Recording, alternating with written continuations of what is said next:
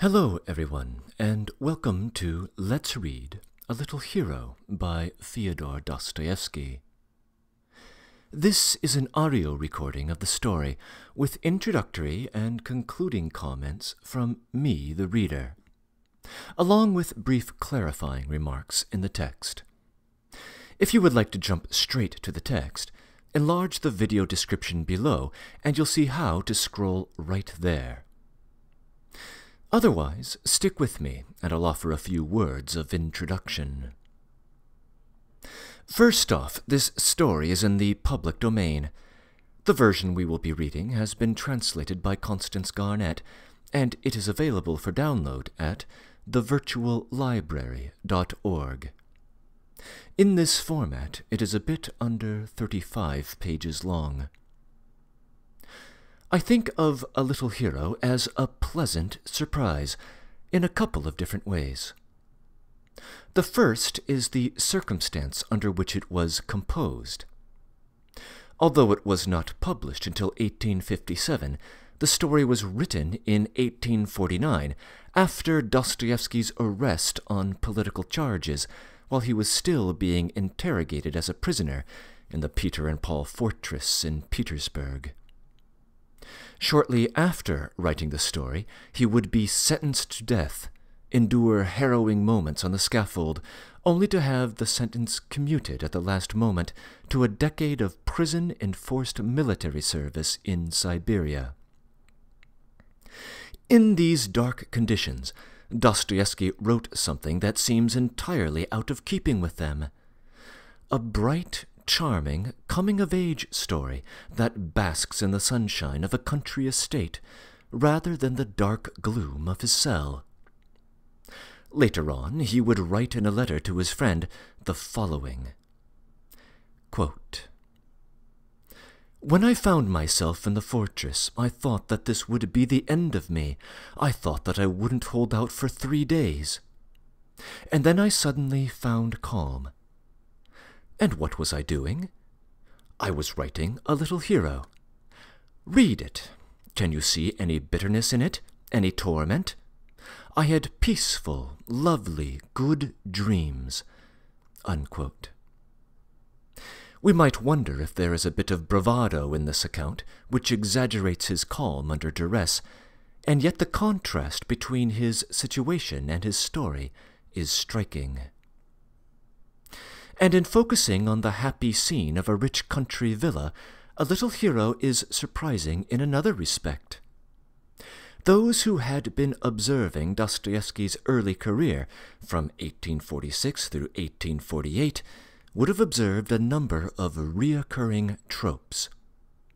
Hard urban life, poor, low-level bureaucrats struggling for a modicum of respect, loners estranged from the rest of society, and a sense of events heading toward some inevitable tragedy caused by social forces out of alignment.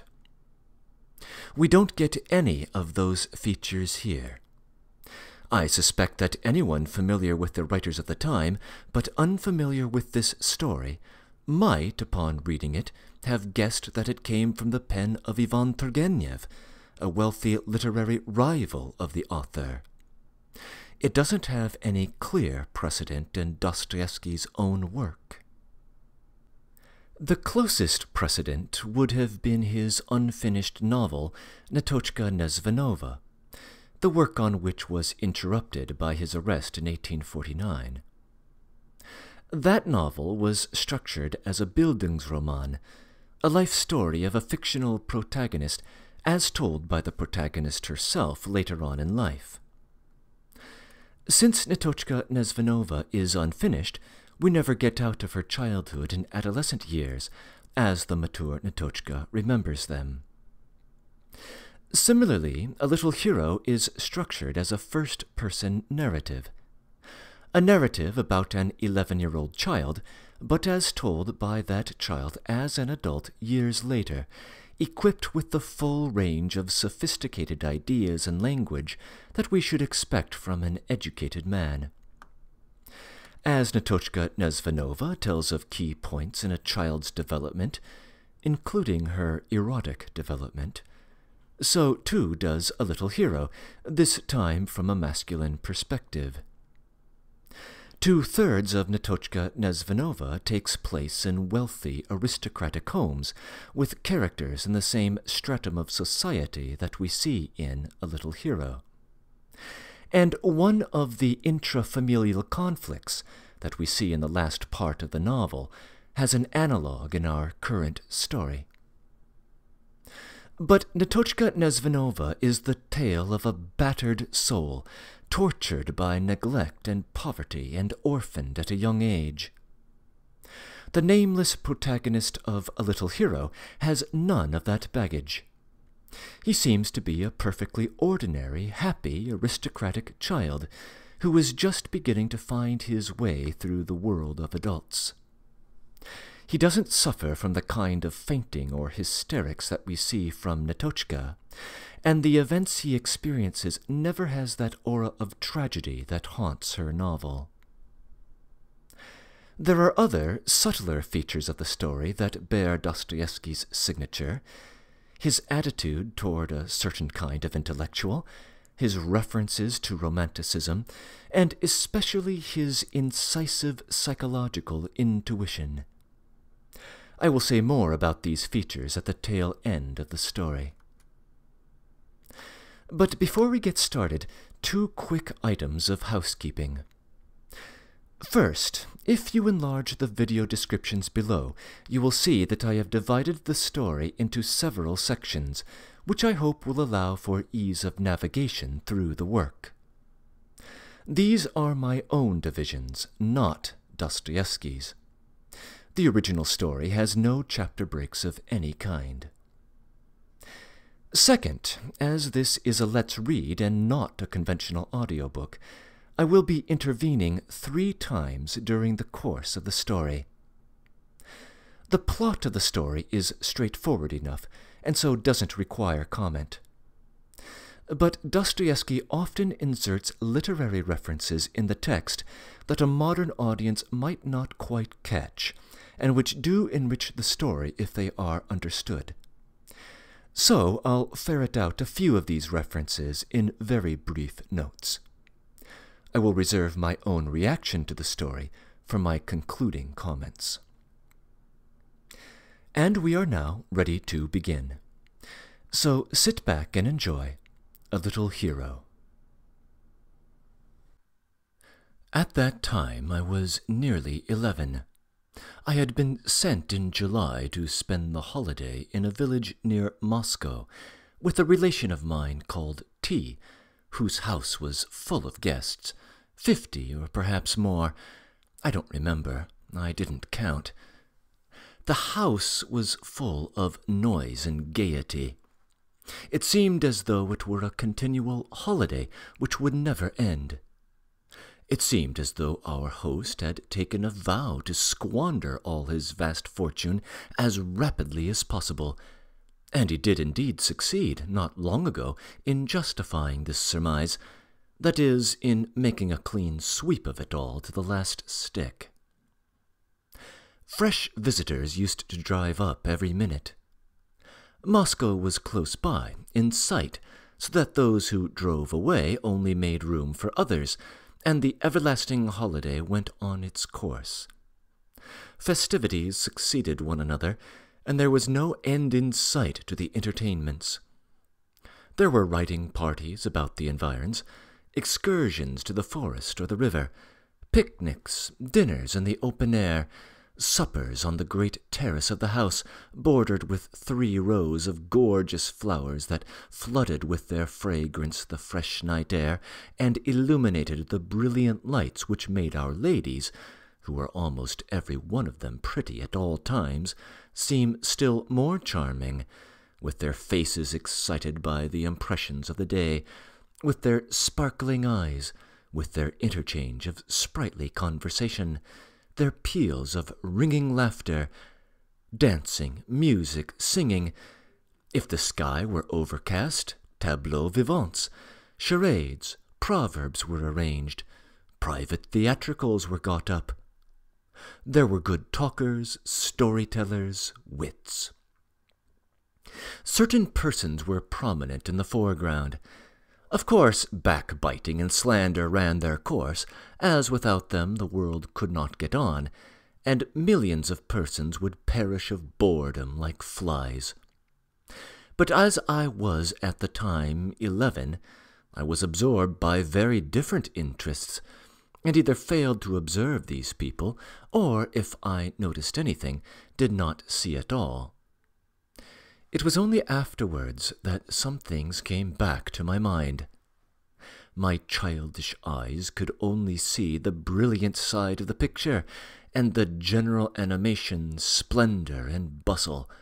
All that, seen and heard for the first time, made such an impression upon me that for the first few days I was completely bewildered, and my little head was in a whirl.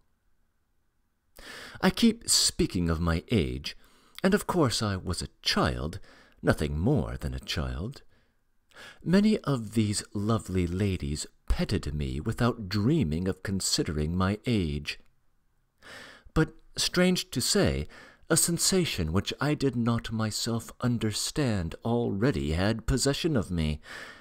Something was already whispering in my heart, of which till then it had had no knowledge, no conception, and for some reason it began all at once to burn and throb, and often my face glowed with a sudden flush. At times I felt, as it were, abashed, and even resentful of the various privileges of my childish years. At other times a sort of wonder overwhelmed me, and I would go off into some corner where I could sit unseen, as though to take breath and remember something which it seemed to me I had remembered perfectly till then, and now had suddenly forgotten, something without which I could not show myself anywhere, and could not exist at all. At last it seemed to me as though I were hiding something from everyone. But nothing would have induced me to speak of it to anyone, because, small boy that I was ready to weep with shame. Soon, in the midst of the vortex around me, I was conscious of a certain loneliness. There were other children, but all were either much older or younger than I. Besides, I was in no mood for them. Of course, nothing would have happened to me if I had not been in an exceptional position.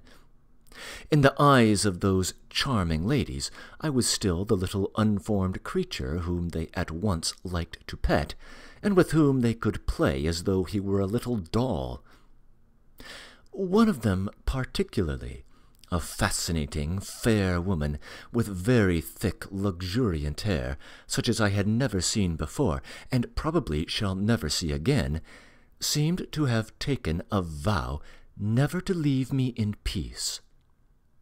I was confused, while she was amused by the laughter which she continually provoked from all around us, by her wild, giddy pranks with me, and this apparently gave her immense enjoyment. At school, among her schoolfellows, she was probably nicknamed the Tease. She was wonderfully good-looking, and there was something in her beauty which drew one's eyes from the first moment. And certainly she had nothing in common with the ordinary modest little fair girls, white as down and soft as white mice, or pastors' daughters. She was not very tall, and was rather plump, but had soft, delicate, exquisitely cut features. There was something quick as lightning in her face, and indeed she was like fire all over, light, swift, alive. Her big open eyes seemed to flash sparks. They glittered like diamonds, and I would never exchange such blue, sparkling eyes for any black ones, were they blacker than any Andalusian orb. And indeed my blonde was fully a match for the famous brunette whose praises were sung by a great and well-known poet, who, in a superb poem, vowed by all Castile that he was ready to break his bones to be permitted only to touch the mantle of his divinity with the tip of his finger. Add to that my charmer was the merriest in the world, the wildest giggler, playful as a child, although she had been married for the last 5 years. There was a continual laugh upon her lips, fresh as the morning rose that, with the first ray of sunshine, opens its fragrant crimson bud, with the cool dewdrops still hanging heavy upon it. I remember that the day after my arrival, private theatricals were being got up. The drawing-room was, as they say, packed to overflowing. There was not a seat empty, and as I was somehow late, I had to enjoy the performance standing. But the amusing play attracted me to move forwarder, and unconsciously I made my way to the first row, where I stood at last leaning my elbows on the back of an armchair in which a lady was sitting. It was my blonde divinity, but we had not yet made acquaintance. And I gazed, as it happened, at her marvellous, fascinating shoulders, plump and white as milk, though it did not matter to me in the least whether I stared at a woman's exquisite shoulders or at the cap with flaming ribbons that covered the grey locks of a venerable lady in the front row. Near my blonde divinity sat a spinster lady not in her first youth, one of those who, as I chanced to observe later, always take refuge in the immediate neighbourhood of young and pretty women, selecting such as are not fond of cold-shouldering young men. But that is not the point. Only this lady, noting my fixed gaze, bent down to her neighbour, and with a simper whispered something in her ear. The blonde lady turned at once, and I remember that her glowing eyes so flashed upon me in the half-dark that, not prepared to meet them, I started as though I were scalded. The beauty smiled. "Do you like what they are acting?" she asked, looking into my face with a shy and mocking expression. "Yes," I answered, still gazing at her with a sort of wonder that evidently pleased her. "But why are you standing? You'll get tired. Can't you find a seat?" "That's just it, I can't," I answered, more occupied with my grievance than with the beauty's sparkling eyes, and rejoicing in earnest at having found a kind heart to whom I could confide my troubles. "I have looked everywhere, but all the chairs are taken," I added, as though complaining to her that all the chairs were taken. "Come here," she said briskly, quick to act on every decision, and indeed on every mad idea that flashed on her giddy brain. "Come here and sit on my knee." "On your knee?" I repeated, taken aback. I have mentioned already that I had begun to resent the privileges of childhood, and to be ashamed of them in earnest. This lady, as though in derision, had gone ever so much further than the others. Moreover, I had always been a shy and bashful boy, and of late had begun to be particularly shy with women. "Why, yes, on my knee. Why don't you want to sit on my knee?" she persisted, beginning to laugh more and more, so that at last she was simply giggling, goodness knows at what, perhaps at her prank, or perhaps at my confusion. But that was just what she wanted. I flushed, and in my confusion looked round, trying to find where to escape. But seeing my intention, she managed to catch hold of my hand to prevent me from going away, and pulling it towards her, suddenly, quite unexpectedly, to my intense astonishment, squeezed it in her mischievous warm fingers, and began to pinch my fingers, till they hurt so much that I had to do my very utmost not to cry out, and in my effort to control myself made the most absurd grimaces. I was, besides, moved to the greatest amazement, perplexity, and even horror, at the discovery that there were ladies so absurd and spiteful as to talk nonsense to boys, and even pinch their fingers for no earthly reason and before everybody. Probably my unhappy face reflected my bewilderment, for the mischievous creature laughed in my face as though she were crazy, and meantime she was pinching my fingers more and more vigorously. She was highly delighted in playing such a mischievous prank, and completely mystifying and embarrassing a poor boy. My position was desperate. In the first place, I was hot with shame, because almost everyone near had turned round to look at us, some in wonder, others with laughter, grasping at once that the beauty was up to some mischief. I dreadfully wanted to scream, too, for she was wringing my fingers with positive fury just because I didn't scream, while I, like a Spartan, made up my mind to endure the agony, afraid by crying out of causing a general fuss, which was more than I could face. In utter despair, I began at last struggling with her, trying with all my might to pull away my hand, but my persecutor was much stronger than I was. At last I could bear it no longer, and uttered a shriek. That was all she was waiting for. Instantly she let me go, and turned away as though nothing had happened, as though it was not she who had played the trick, but someone else, exactly like some schoolboy who, as soon as the master's back is turned, plays some trick on someone near him, pinches some small, weak boy, gives him a flip, a kick, or a nudge with his elbows, and instantly turns again, buries himself in a book or begins repeating his lesson, and so makes a fool of the infuriated teacher, who flies down like a hawk at the noise. But luckily for me, the general attention was distracted at the moment by the masterly acting of our host, who was playing the chief part in the performance, some comedy of Screeb's. Everyone began to applaud.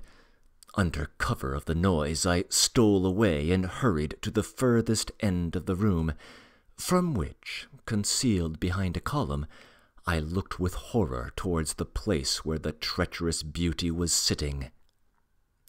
She was still laughing, holding her handkerchief to her lips. And for a long time she was continually turning around, looking for me in every direction, probably regretting that our silly tussle was so soon over, and hatching some other trick to play on me. That was the beginning of our acquaintance, and from that evening she would never let me alone. She persecuted me without consideration or conscience. She became my tyrant and tormentor. The whole absurdity of her jokes with me lay in the fact that she pretended to be head over heels in love with me, and teased me before everyone. Of course, for a wild creature as I was, all this was so tiresome and vexatious that it almost reduced me to tears, and I was sometimes put in such a difficult position that I was on the point of fighting with my treacherous admirer. My naive confusion, my desperate distress, seemed to egg her on to persecute me more. She knew no mercy, while I did not know how to get away from her. The laughter which always accompanied us, and which she knew so well how to excite, roused her to fresh pranks. And at last people began to think that she went a little too far in her jests.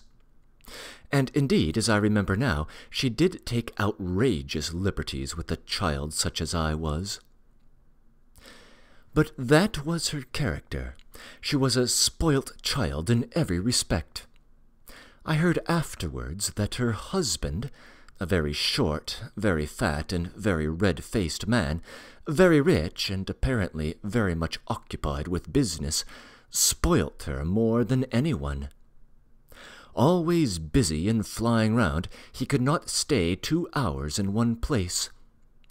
Every day he drove into Moscow, sometimes twice in the day, and always, as he declared himself, on business. It would be hard to find a livelier and more good-natured face than his facetious but always well-bred countenance. He not only loved his wife to the point of weakness, softness, he simply worshipped her like an idol. He did not restrain her in anything. She had masses of friends, male and female. In the first place, almost everybody liked her, and secondly, the feather-headed creature was not herself over-particular in the choice of her friends, though there was a much more serious foundation to her character than might be supposed from what I have just said about her. But of all her friends, she liked best of all one young lady, a distant relation, who was also of our party now.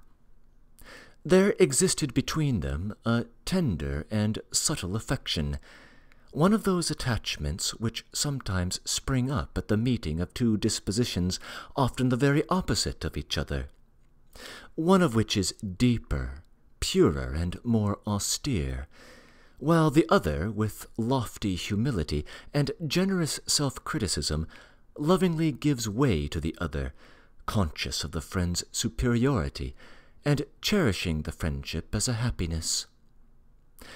Then begins that tender and noble subtlety in the relations of such characters, love and infinite indulgence on the one side, on the other love and respect, a respect approaching awe, approaching anxiety as to the impression made on the friend so highly prized, and an eager, jealous desire to get closer and closer to that friend's heart in every step in life. These two friends were of the same age, but there was an immense difference between them in everything, in looks to begin with. Madame M. was also very handsome, but there was something special in her beauty that strikingly distinguished her from the crowd of pretty women. There was something in her face that at once drew the affection of all to her, or rather which aroused a generous and lofty feeling of kindliness in everyone who met her. There are such happy faces. At her side everyone grew, as it were, better, freer, more cordial, and yet her big mournful eyes, full of fire and vigor, had a timid and anxious look, as though every minute dreading something antagonistic and menacing, and this strange timidity at times cast so mournful a shade over her mild, gentle features, which recalled the serene faces of Italian Madonnas, that looking at her one soon became oneself sad, as though for some trouble of one's own. The pale, thin face, in which, through the irreproachable beauty of the pure, regular lines, and the mournful severity of some mute hidden grief, there often flitted the clear looks of early childhood, telling of trustful years, and perhaps simple-hearted happiness in the recent past, the gentle but diffident, hesitating smile, all aroused such unaccountable sympathy for her that every heart was unconsciously stirred with a sweet and warm anxiety that powerfully interceded on her behalf even at a distance, and made even strangers feel akin to her. But the lovely creature seemed silent and reserved, though no one could have been more attentive and loving if anyone needed sympathy. There are women who are like sisters of mercy in life. Nothing can be hidden from them, nothing at least that is a sore or wound of the heart. Anyone who is suffering may go boldly and hopefully to them without fear of being a burden, for few men know the infinite patience of love, compassion, and forgiveness that may be found in some women's hearts. Perfect treasures of sympathy, consolation, and hope are laid up in these pure hearts, so often full of suffering of their own, for a heart which loves much grieves much, though their wounds are carefully hidden from the curious eye, for deep sadness is most often mute and concealed. They are not dismayed by the depth of the wound, nor by its foulness and its stench. Anyone who comes to them is deserving of help. They are, as it were, born for heroism. Madame M. was tall, supple, and graceful, but rather thin. All her movements seemed somehow irregular, at times slow, smooth, and even dignified, at times childishly hasty. And yet, at the same time, there was a sort of timid humility in her gestures, something tremulous and defenceless, though it neither desired nor asked for protection. I have mentioned already that the outrageous teasing of the treacherous fair lady abashed me, flabbergasted me, and wounded me to the quick. But there was for that another secret, strange, and foolish reason, which I concealed, at which I shuddered as at a skeleton. At the very thought of it, brooding, utterly alone and overwhelmed, in some dark, mysterious corner to which the inquisitorial mocking eye of the blue-eyed rogue could not penetrate, I almost gasped with confusion, shame, and fear. In short, I was in love.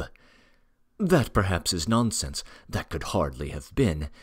But why was it, of all the faces surrounding me, only her face caught my attention?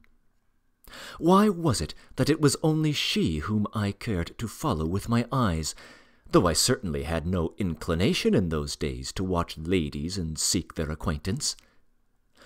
This happened most frequently on the evenings when we were all kept indoors by bad weather, and when, lonely, hiding in some corner of the big drawing-room, I stared about me aimlessly, unable to find anything to do, for except my teasing ladies, few people ever addressed me, and I was insufferably bored on such evenings.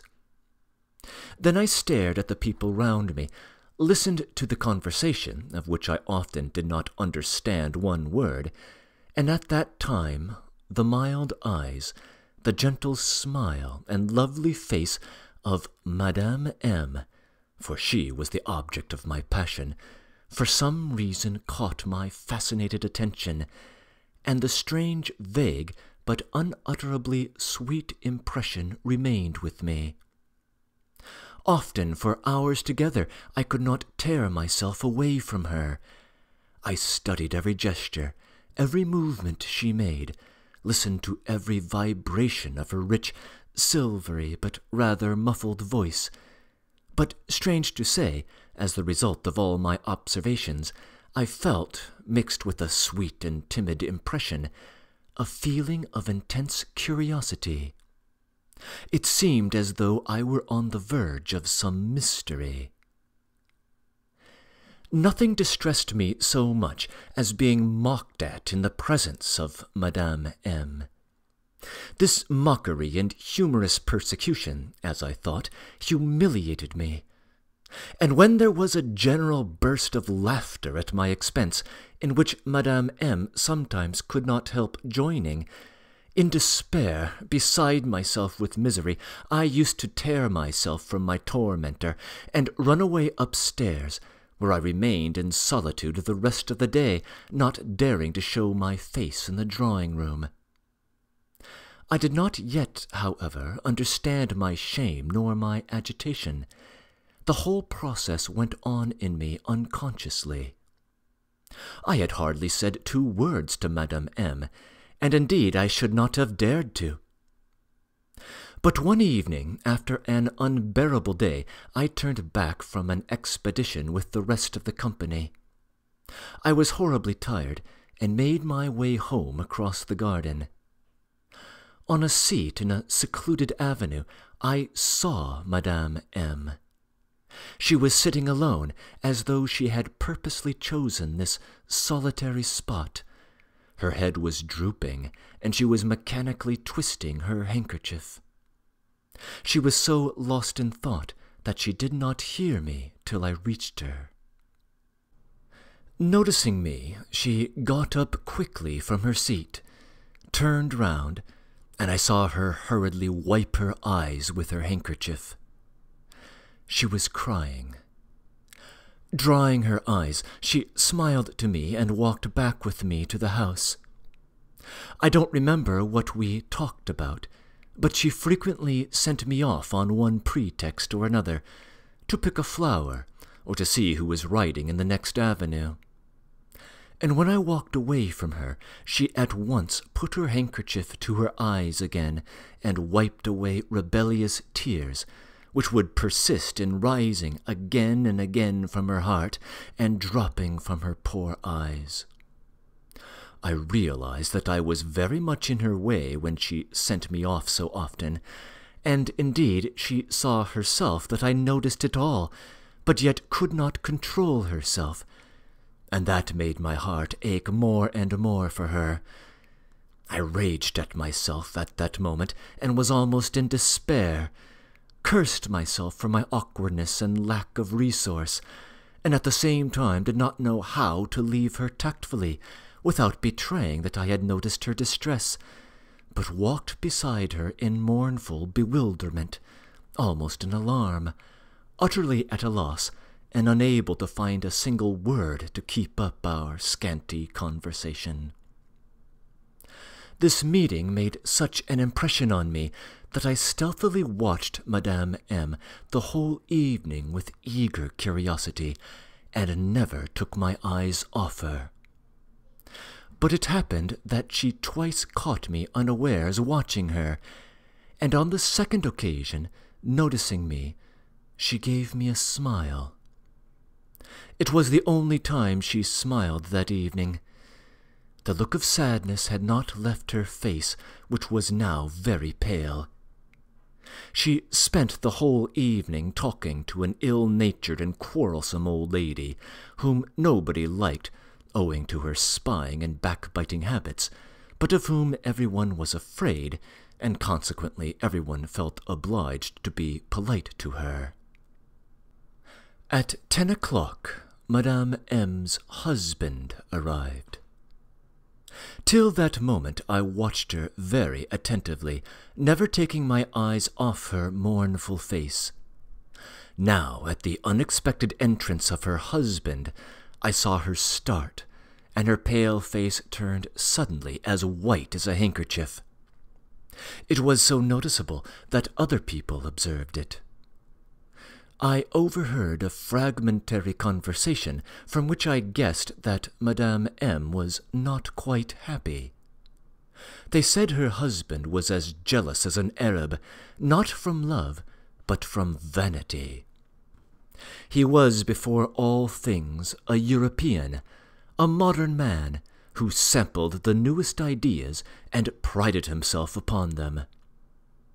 In appearance he was a tall, dark-haired, particularly thick-set man, with European whiskers, with a self-satisfied red face, with teeth white as sugar, and with an irreproachably gentlemanly deportment. He was called a clever man. Such is the name given in certain circles to a peculiar species of mankind, which grows fat at other people's expense, which does absolutely nothing and has no desire to do anything, and whose heart has turned into a lump of fat from everlasting slothfulness and idleness. You continually hear from such men that there is nothing they can do, owing to certain very complicated and hostile circumstances, which thwart their genius, and that it was sad to see the waste of their talents. This is a fine phrase of theirs, their mot d'ordre, their watchword, a phrase which these well-fed, fat friends of ours bring out at every minute, so that it has long ago bored us as an errant Tartuffism, an empty form of words. Some, however, of these amusing creatures, who cannot succeed in finding anything to do, though indeed they never seek it, try to make everyone believe that they have not a lump of fat for a heart, but on the contrary, something very deep, though what precisely the greatest surgeon would hardly venture to decide, from civility, of course. These gentlemen make their way in the world through the fact that all their instincts are bent in the direction of coarse sneering, short-sighted censure, and immense conceit. Since they have nothing else to do but note and emphasize the mistakes and weaknesses of others, and as they have precisely as much good feeling as an oyster, it is not difficult for them, with such powers of self-preservation, to get on with people fairly successfully. They pride themselves extremely upon that. They are, for instance, as good as persuaded that almost the whole world owes them something, that it is theirs, like an oyster which they keep in reserve, that all are fools except themselves, that everyone is like an orange or a sponge, which they will squeeze as soon as they want the juice, that they are the masters everywhere, and that all this acceptable state of affairs is solely due to the fact that they are people of so much intellect and character. In their measureless conceit they do not admit any defects in themselves. They are like that species of practical rogues, innate Tartuffes and Falstaffs, who are such thorough rogues that at last they have come to believe that that is as it should be. That is, that they should spend their lives in knavishness. They have so often assured everyone that they are honest men, that they have come to believe that they are honest men, and that their roguery is honesty. They are never capable of inner judgment before their conscience, of generous self-criticism. For some things they are too fat. Their own priceless personality, their Baal and Moloch, their magnificent ego is always in their foreground everywhere. All nature, the whole world for them, is no more than a splendid mirror created for the little god to admire himself continually in it, and to see no one and nothing behind himself. So it is not strange that he sees everything in the world in such a hideous light. He has a phrase in readiness for everything, and, the acme of ingenuity on his part, the most fashionable phrase. It is just these people, indeed, who help to make the fashion, proclaiming at every crossroad an idea in which they scent success. A fine nose is just what they have for sniffing a fashionable phrase and making it their own before other people get hold of it, so that it seems to have originated with them. They have a particular store of phrases for proclaiming their profound sympathy for humanity, for defining what is the most correct and rational form of philanthropy, and continually attacking romanticism. In other words, everything fine and true, each atom of which is more precious than all their mollusk tribe. But they are too coarse to recognize the truth in an indirect, roundabout, and unfinished form, and they reject everything that is immature, still fermenting and unstable. The well-nourished man has spent all his life in merrymaking, with everything provided, has done nothing himself, and does not know how hard every sort of work is. And so woe betide you if you jar upon his fat feelings by any sort of roughness. He'll never forgive you for that. He will always remember it, and will gladly avenge it. The long and short of it is that my hero is neither more nor less than a gigantic, incredibly swollen bag, full of sentences, fashionable phrases, and labels of all sorts and kinds. Monsieur M., however, had a speciality, and was a very remarkable man. He was a wit, good talker, and story-teller, and there was always a circle round him in every drawing-room. That evening he was particularly successful in making an impression. He took possession of the conversation. He was in his best form, gay, pleased at something, and he compelled the attention of all. But Madame M. looked all the time as though she were ill. Her face was so sad that I fancied every minute that tears would begin quivering on her long eyelashes.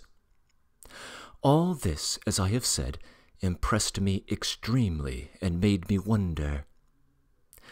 I went away with a feeling of strange curiosity, and dreamed all night of Monsieur M., though till then I had rarely had dreams. Breaking in. This excoriation of Monsieur M.'s character type compares him to Tartuffe and Falstaff, two figures of playwrights of the 16th and 17th centuries. Falstaff is a rogue who appears in a trilogy of Shakespearean history plays, King Henry IV, Parts 1 and 2, and King Henry V. The more apt reference, however, is Tartuffe from Molière's famous comedy. Tartuffe is a silver-tongued villain who poses as a pious religious zealot and uses his influence in an attempt to infiltrate a man's home, seduce his wife, and seize his possessions. Baal and Moloch are idols of the wicked Canaanites of the Old Testament. The narrator here intimates that Monsieur M.'s greatest idol is his own vanity. End of comments. Next day, early in the morning, I was summoned to a rehearsal of some tableaux vivants in which I had to take part. The tableaux vivants, theatricals, and afterwards a dance were all fixed for the same evening, 5 days later, the birthday of our host's younger daughter. To this entertainment, which was almost improvised, another 100 guests were invited from Moscow and from surrounding villas, so that there was a great deal of fuss, bustle, and commotion. The rehearsal, or rather review, of the costumes was fixed so early in the morning because our manager, a well-known artist, a friend of our host's, who had consented through affection for him to undertake the arrangement of the tableaux and the training of us for them, was in haste now to get to Moscow to purchase properties and to make final preparations for the fete, as there was no time to lose. I took part in one tableau with Madame M.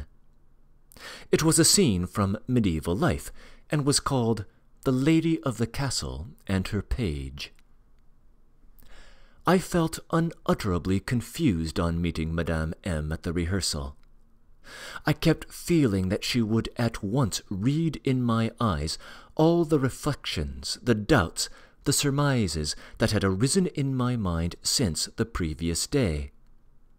I fancied, too, that I was, as it were, to blame in regard to her, for having come upon her tears the day before, and hindered her grieving, so that she could hardly help looking at me askance, as an unpleasant witness and unforgiven sharer of her secret.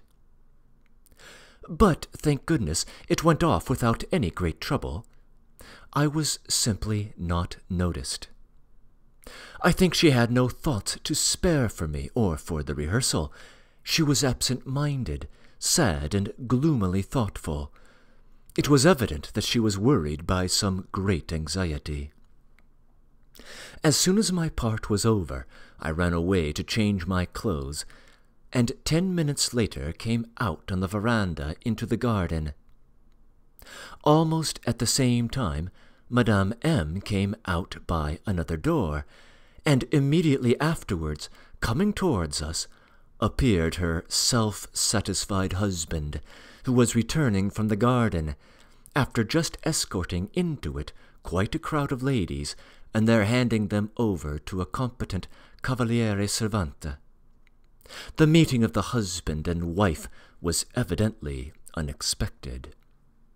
Madame M., I don't know why, grew suddenly confused, and a faint trace of vexation was betrayed in her impatient movement.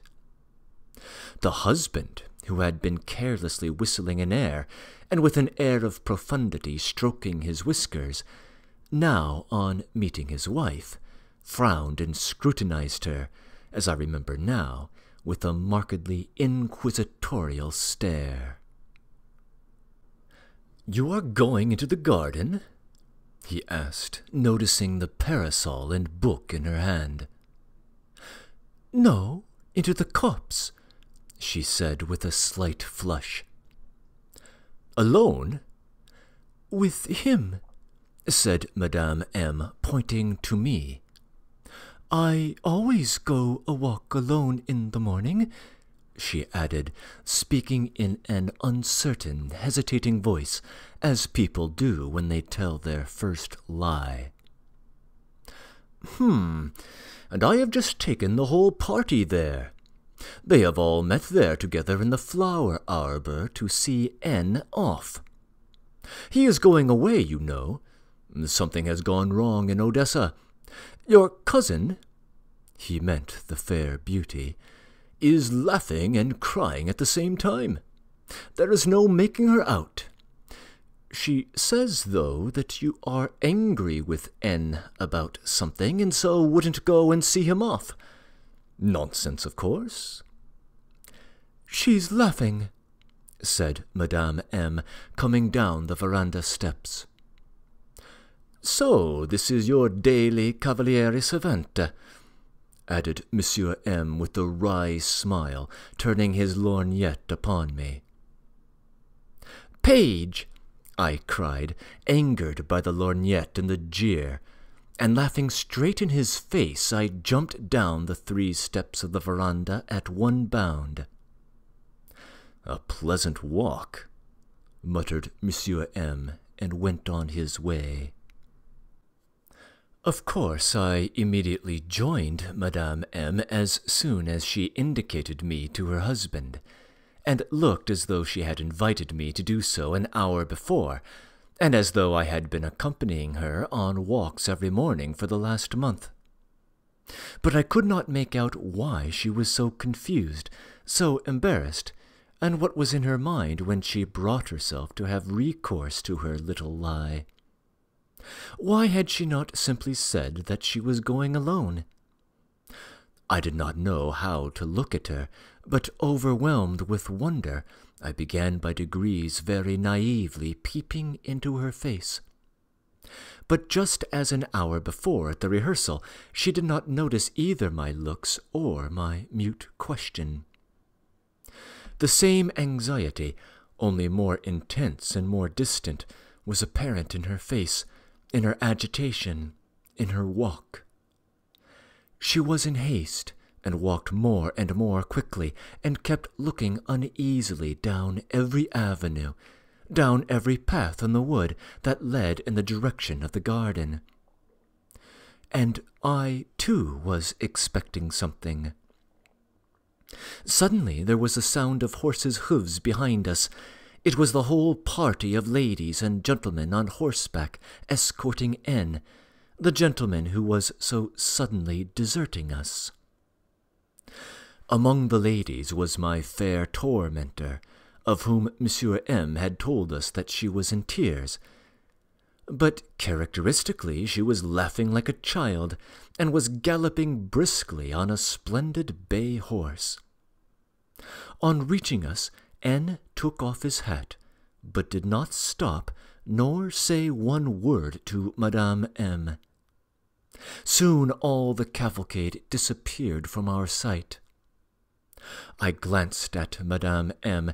and almost cried out in wonder. She was standing as white as a handkerchief, and big tears were gushing from her eyes. By chance our eyes met. Madame M. suddenly flushed and turned away for an instant, and a distinct look of uneasiness and vexation flitted across her face. I was in the way, worse even than last time, that was clearer than day, But how was I to get away? And, as though guessing my difficulty, Madame M. opened the book which she had in her hand, and, colouring, and evidently trying not to look at me, she said, as though she had only suddenly realized it, "Ah, it is the second part. I've made a mistake. Please bring me the first." I could not but understand. My part was over, and I could not have been more directly dismissed. I ran off with her book and did not come back. The first part lay undisturbed on the table that morning. But I was not myself. In my heart there was a sort of haunting terror. I did my utmost not to meet Madame M., but I looked with wild curiosity at the self-satisfied person of Monsieur M., as though there must be something special about him now. I don't understand what was the meaning of my absurd curiosity. I only remember that I was strangely perplexed by all that I had chanced to see that morning. But the day was only just beginning, and it was fruitful in events for me. Dinner was very early that day. An expedition to a neighbouring hamlet to see a village festival that was taking place there had been fixed for the evening, and so it was necessary to be in time to get ready. I had been dreaming for the last 3 days of this excursion, anticipating all sorts of delights. Almost all the company gathered together on the veranda for coffee. I cautiously followed the others, and concealed myself behind the 3rd row of chairs. I was attracted by curiosity, and yet I was very anxious not to be seen by Madame M. But, as luck would have it, I was not far from my fair tormentor. Something miraculous and incredible was happening to her that day. She looked twice as handsome. I don't know how and why this happens, but such miracles are by no means rare with women. There was with us at this moment a new guest, a tall, pale-faced young man, the official admirer of our fair beauty, who had just arrived from Moscow as though on purpose to replace N., of whom rumour said that he was desperately in love with the same lady. As for the newly arrived guest, he had for a long time past been on the same terms as Benedick with Beatrice in Shakespeare's Much Ado About Nothing. In short, the fair beauty was in her very best form that day. Her chatter and her jests were so full of grace, so trustfully naive, so innocently careless. She was really all the time the centre of peculiar adoration. A throng of surprised and admiring listeners was continually round her, and she had never been so fascinating. Every word she uttered was marvellous and seductive, was caught up and handed round in the circle, and not one word, one jest, one sally was lost. I fancy no one had expected from her such taste, such brilliance, such wit. Her best qualities were, as a rule, buried under the most harum-scarum wilfulness, the most schoolboyish pranks, almost verging on buffoonery. They were rarely noticed, and, when they were hardly believed in, so that now her extraordinary brilliancy was accompanied by an eager whisper of amazement among all. There was, however, one peculiar and rather delicate circumstance, judging at least by the part in it played by Madame M.'s husband, which contributed to her success. The madcap ventured, and I must add to the satisfaction of almost everyone, or, at any rate, to the satisfaction of all the young people, to make a furious attack upon him, owing to many causes, probably of great consequence in her eyes. She carried on with him a regular cross-fire of witticisms, of mocking and sarcastic sallies, of that most elusive and treacherous kind that, smoothly wrapped up on the surface, hit the mark without giving the victim anything to lay hold of, and exhaust him in fruitless efforts to repel the attack, reducing him to fury and comic despair. I don't know for certain, but I fancy the whole proceeding was not improvised, but premeditated. This desperate duel had begun earlier, at dinner. I call it desperate because Monsieur M. was not quick to surrender. He had to call upon all his presence of mind, all his sharp wit and rare resourcefulness, not to be completely covered with ignominy. The conflict was accompanied by the continual and irrepressible laughter of all who witnessed and took part in it. That day was for him very different from the day before. It was noticeable that Madame M. several times did her utmost to stop her indiscreet friend, who was certainly trying to depict the jealous husband in the most grotesque and absurd guise. In the guise of a Bluebeard, it must be supposed, judging from all probabilities, from what has remained in my memory, and finally from the part which I myself was destined to play in the affair. I was drawn into it in a most absurd manner, quite unexpectedly. And as ill luck would have it at that moment, I was standing where I could be seen, suspecting no evil, and actually forgetting the precautions I had so long practiced.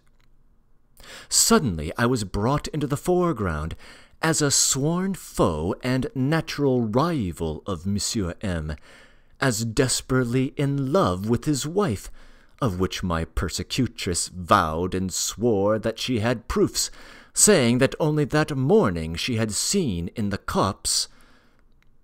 But before she had time to finish, I broke in at the most desperate minute. That minute was so diabolically calculated, was so treacherously prepared to lead up to its finale, its ludicrous denouement, and was brought out with such killing humor, that a perfect outburst of irrepressible mirth saluted this last sally. And though even at the time I guessed that mine was not the most unpleasant part in the performance, yet I was so confused, so irritated and alarmed that, full of misery and despair, gasping with shame and tears, I dashed through 2 rows of chairs, stepped forward, and addressing my tormentor, cried, in a voice broken with tears and indignation, "Aren't you ashamed, aloud, before all the ladies, to tell such a wicked lie, like a small child, before all these men? What will they say, a big girl like you, and married?" But I could not go on. There was a deafening roar of applause. My outburst created a perfect furor. My naive gesture, my tears, and especially the fact that I seemed to be defending Monsieur M., all this provoked such fiendish laughter that even now I cannot help laughing at the mere recollection of it. I was overcome with confusion, senseless with horror, and, burning with shame, hiding my face in my hands, rushed away, knocked a tray out of the hands of a footman who was coming in at the door, and flew upstairs to my own room. I pulled out the key, which was on the outside of the door, and locked myself in. I did well, for there was a hue and cry after me. Before a minute had passed, my door was besieged by a mob of the prettiest ladies. I heard their ringing laughter, their incessant chatter, their trilling voices. They were all twittering at once, like swallows. All of them, every one of them, begged and besought me to open the door, if only for a moment, swore that no harm should come to me, only that they wanted to smother me with kisses. But what could be more horrible than this novel threat? I simply burned with shame the other side of the door, hiding my face in the pillows, and did not open, did not even respond. The ladies kept up their knocking for a long time, but I was deaf and obdurate as only a boy of 11 could be. But what could I do now? Everything was laid bare, everything had been exposed, everything I had so jealously guarded and concealed. Everlasting disgrace and shame had fallen on me. But it is true that I could not myself have said why I was frightened, and what I wanted to hide. Yet I was frightened of something, and had trembled like a leaf at the thought of that something's being discovered. Only till that minute I had not known what it was, whether it was good or bad, splendid or shameful, praiseworthy or reprehensible. Now, in my distress, in the misery that had been forced upon me, I learned that it was absurd and shameful. Instinctively I felt at the same time that this verdict was false, inhuman, and coarse. But I was crushed, annihilated. Consciousness seemed checked in me and thrown into confusion. I could not stand up against that verdict, nor criticize it properly. I was befogged. I only felt that my heart had been inhumanly and shamelessly wounded, and was brimming over with impotent tears. I was irritated, but I was boiling with indignation and hate such as I had never felt before, for it was the first time in my life that I had known real sorrow, insult, and injury. And it was truly that, without any exaggeration. The first untried, unformed feeling had been so coarsely handled in me, a child. The first fragrant virginal modesty had been so soon exposed and insulted, and the first and perhaps very real and aesthetic impression had been so outraged. Of course, there was much my persecutors did not know and did not divine in my sufferings. One circumstance which I had not succeeded in analyzing till then, of which I had been, as it were, afraid, partly entered into it. I went on lying on my bed in despair and misery, hiding my face in my pillow, and I was alternately feverish and shivery. I was tormented by two questions. First, what had the wretched fair beauty seen, and, in fact, what could she have seen that morning in the copse between Madame M. and me? And secondly, how could I now look Madame M. in the face without dying on the spot of shame and despair? Breaking in. We hear in this passage that the new visitor who arrives on the heels of N's exit is playing the role of Benedick to Beatrice with the blonde persecutress. In Shakespeare's Much Ado About Nothing, Benedick and Beatrice both keep up a sort of grudging flirtation, combined with sparring witticisms, until they finally confess their love to each other late in the play. It's clear from this passage that the blonde beauty, despite her married status, flirts with more than just 11-year-old boys. It also appears that she knows of whatever is going on between Madame M. and this mysterious N. Her attack on Monsieur M. seems to be an attempt to preempt any jealousy on his part by making it seem ridiculous. The reference to a Bluebeard is perhaps a bit macabre. The term derives from a French folk tale about an old, ugly nobleman who marries a sequence of younger wives, but murders them out of jealousy. End of comments. An extraordinary noise in the yard roused me at last from the state of semi-consciousness into which I had fallen. I got up and went to the window. The whole yard was packed with carriages, saddle-horses, and bustling servants. It seemed that they were all setting off. Some of the gentlemen had already mounted their horses. Others were taking their places in the carriages. Then I remembered the expedition to the village fete, and little by little an uneasiness came over me. I began anxiously looking for my pony in the yard, but there was no pony there, so they must have forgotten me. I could not restrain myself, and rushed headlong downstairs, thinking no more of unpleasant meetings or my recent ignominy. Terrible news awaited me.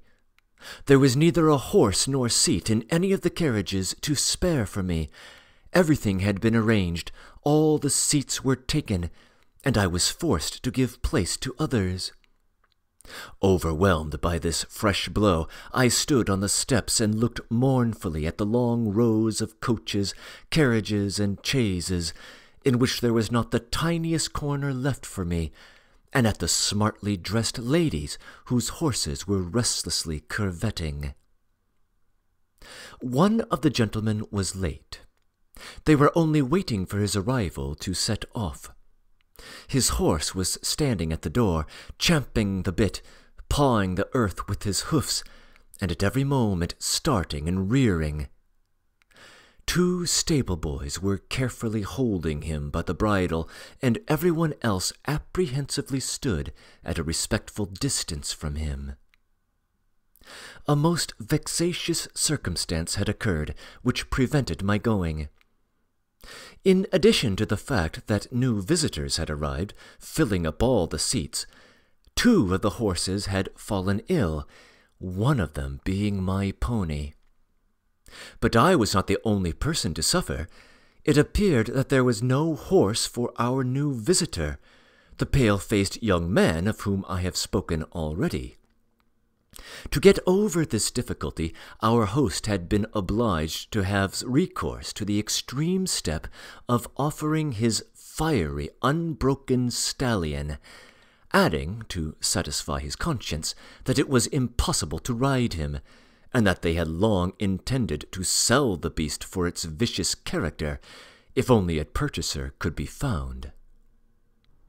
But, in spite of his warning, the visitor declared that he was a good horseman, and in any case ready to mount anything rather than not go.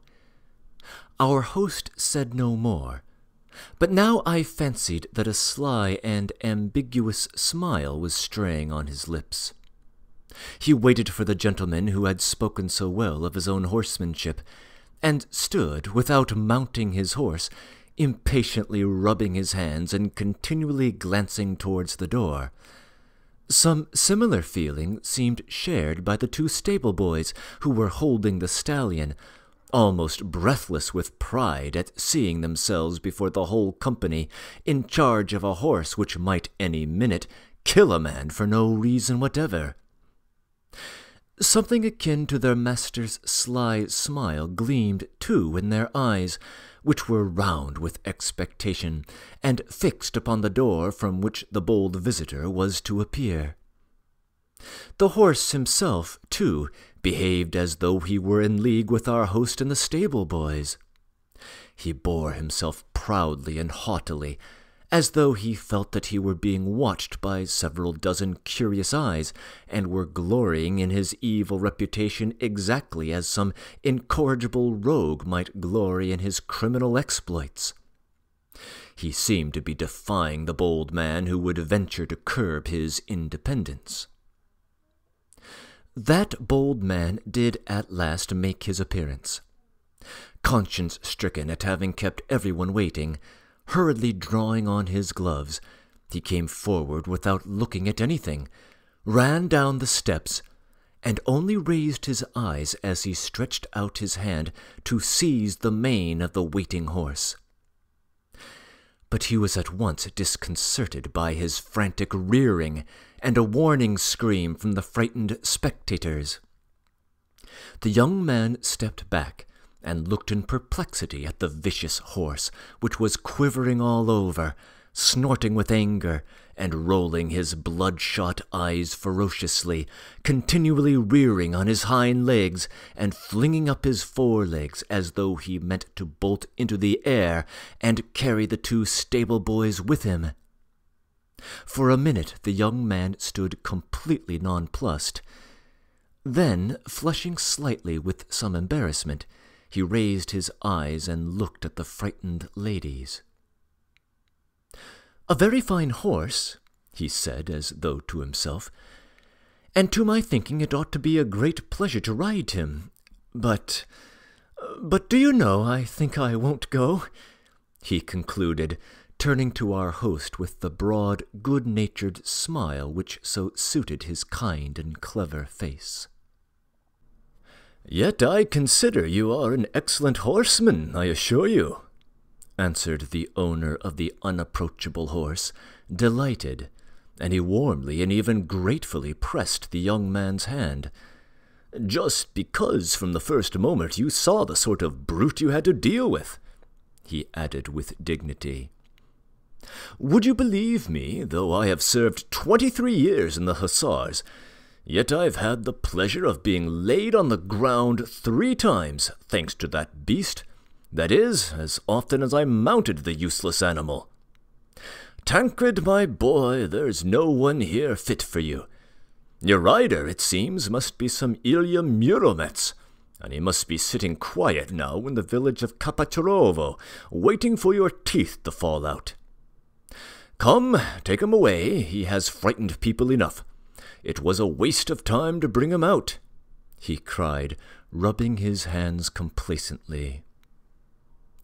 It must be observed that Tancred was no sort of use to his master, and simply ate corn for nothing. Moreover, the old hussar had lost his reputation for a knowledge of horse-flesh by paying a fabulous sum for the worthless beast, which he had purchased only for his beauty. Yet he was delighted now that Tancred had kept up his reputation, had disposed of another rider, and so had drawn closer on himself fresh senseless laurels. "So you are not going?" cried the blonde beauty, who was particularly anxious that her cavaliere servente should be in attendance on this occasion. "Surely you are not frightened?" "Upon my word I am," answered the young man. "Are you in earnest?" "Why? Do you want me to break my neck?" "Then make haste and get on my horse. Don't be afraid, it is very quiet. We won't delay them, they can change the saddles in a minute. I'll try to take yours. Surely Tancred can't always be so unruly." No sooner said than done. The madcap leaped out of the saddle and was standing before us as she finished the last sentence. "You don't know Tancred if you think he will allow your wretched side-saddle to be put on him. Besides, I would not let you break your neck. It would be a pity," said our host, at that moment of inward gratification, affecting, as his habit was, a studied brusqueness and even coarseness of speech, which he thought in keeping with a jolly good fellow and an old soldier, and which he imagined to be particularly attractive to the ladies. This was one of his favourite fancies, his favourite whim, with which we were all familiar. "Well, cry, baby, wouldn't you like to have a try? You wanted so much to go," said the valiant horsewoman, noticing me and pointing tauntingly at Tancred, because I had been so imprudent as to catch her eye, and she would not let me go without a biting word, that she might not have dismounted from her horse absolutely for nothing. "I expect you are not such a... We all know you are a hero and would be ashamed to be afraid, especially when you will be looked at, you fine page," she added, with a fleeting glance at Madame M., whose carriage was the nearest to the entrance. A rush of hatred and vengeance had flooded my heart when the fair Amazon had approached us with the intention of mounting Tancred. But I cannot describe what I felt at this unexpected challenge from the madcap. Everything was dark before my eyes when I saw her glance at Madame M. For an instant an idea flashed through my mind, but it was only a moment, less than a moment, like a flash of gunpowder. Perhaps it was the last straw, and I suddenly now was moved to rage as my spirit rose, so that I longed to put all my enemies to utter confusion, and to revenge myself on all of them and before everyone by showing the sort of person I was. Or whether, by some miracle, some prompting from medieval history, of which I had known nothing till then, sent whirling through my giddy brain images of tournaments, paladins, heroes, lovely ladies, the clash of swords, shouts, and the applause of the crowd, and amidst those shouts the timid cry of a frightened heart, which moves the proud soul more sweetly than victory and fame. I don't know whether all this romantic nonsense was in my head at the time, or whether, more likely, only the first dawning of the inevitable nonsense that was in store for me in the future. Anyway, I felt that my hour had come. My heart leaped and shuddered, and I don't remember how, at one bound, I was down the steps and beside Tancred. "You think I am afraid?" I cried, boldly and proudly, in such a fever that I could hardly see, breathless with excitement, and flushing till the tears scalded my cheeks. "Well, you shall see!" And clutching at Tancred's mane, I put my foot in the stirrup before they had time to make a movement to stop me. But at that instant Tancred reared, jerked his head, and with a mighty bound forward wrenched himself out of the hands of the petrified stable boys, and dashed off like a hurricane, while everyone cried out in horror. Goodness knows how I got my other leg over the horse while it was in full gallop. I can't imagine either how I did not lose hold of the reins. Tancred bore me beyond the trellis gate, turned sharply to the right, and flew along beside the fence regardless of the road. Only at that moment I heard behind me a shout from 50 voices, and that shout was echoed in my swooning heart with such a feeling of pride and pleasure that I shall never forget that mad moment of my boyhood. All the blood rushed to my head, bewildering me and overpowering my fears. I was beside myself. There certainly was, as I remember it now, something of the knight-errant about the exploit. My knightly exploits, however, were all over in an instant, or it would have gone badly with the knight. And indeed I do not know how I escaped as it was. I did know how to ride. I had been taught. But my pony was more like a sheep than a riding horse.